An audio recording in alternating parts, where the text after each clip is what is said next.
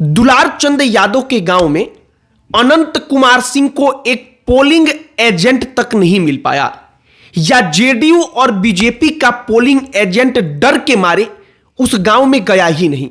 यह पहला था।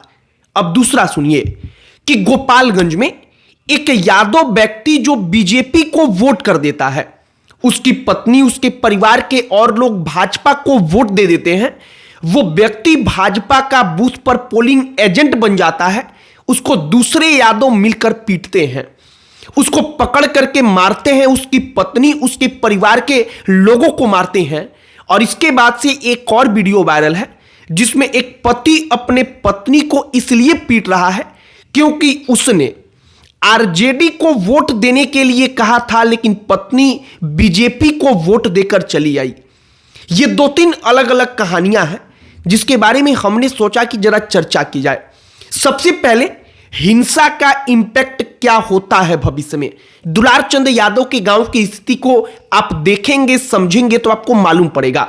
दूसरा कि क्या वाकई में यादव अगर आरजेडी को छोड़कर किसी और को वोट दे देता है तो वो कोई अपराध हो जाता है।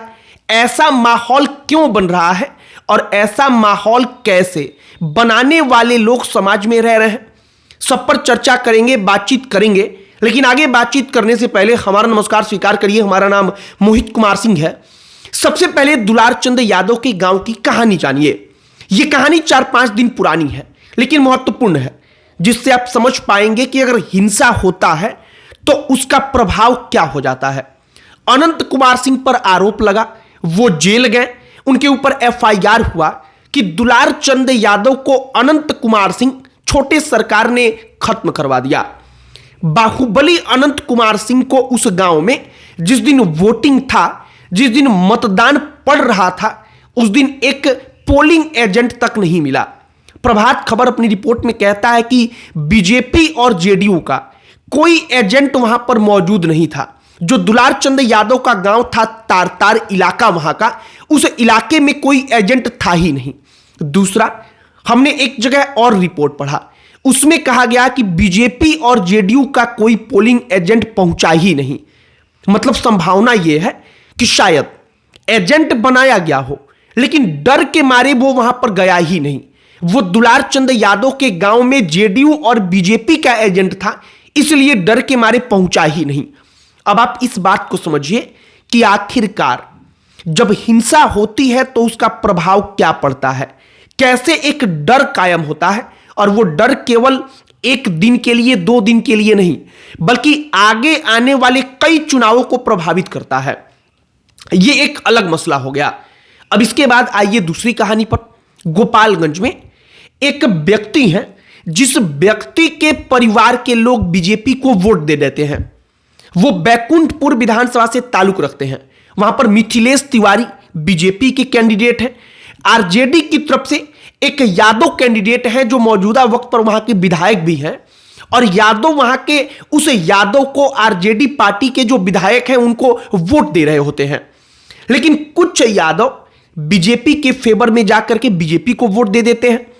अभी यह बात इतनी नागवार गुजरती है कि एक व्यक्ति जो मिथिलेश तिवारी का पोलिंग एजेंट बन जाता है बीजेपी का, उसके परिवार में जाकर जो उसके घर के लोग हैं, जो संजय यादव, उनकी पत्नी रीना यादव, एक और व्यक्ति नारद यादव, इन तमाम लोगों को पीटते हैं, मारते हैं।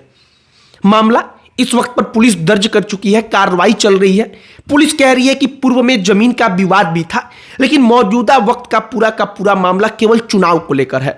अब आप समझिए कि दीवानगी किसी एक पार्टी को लेकर किस हद तक हो सकती है। हम ये चर्चा इसलिए कर रहे हैं और बार बार आरजेडी का जिक्र कर रहे हैं क्योंकि आमतौर पर ऐसी घटनाएं किसी भी पार्टी समर्थकों की तरफ से हो सकती है, लेकिन आमतौर पर जब आप देखेंगे तो ऐसी घटनाएं ना जाने क्यों आरजेडी के ही समर्थकों की तरफ से होता है।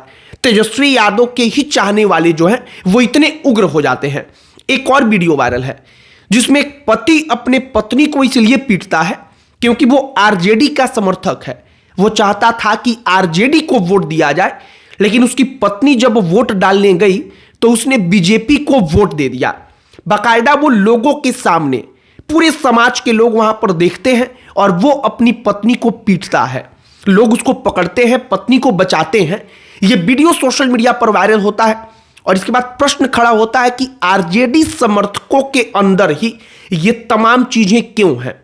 बाकी पार्टियों में दिखती होंगी, हम इनकार नहीं कर रहे हैं, लेकिन एक बात सच है कि वहां पर जितने आरजेडी के अंदर इस प्रकार की चीजें दिखती हैं, बाकी पार्टियों में कम है, बेहद कम इसकी तुलना में।